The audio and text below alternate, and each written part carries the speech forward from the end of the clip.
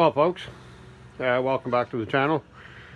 Then, as you can see, the snowblower repair. What I've done is I put the auger back in.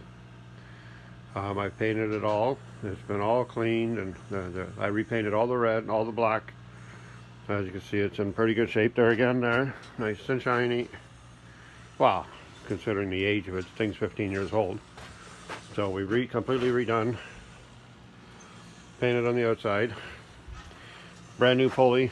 You can see inside there. You can see wherever that little set screw is. That's the new bearing that went in. I've greased it.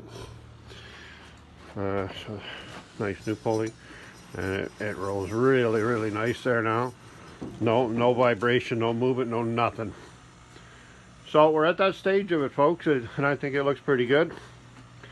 Like I say, and you can see by the insides, it looks really good. All done again. Done. So now the only thing, the next one is this is the shroud that goes on it, and you can see it took a pretty serious beating. I don't know how I'm going to repair that. It's all the way up. It's cracked right all the way up into here, the whole thing.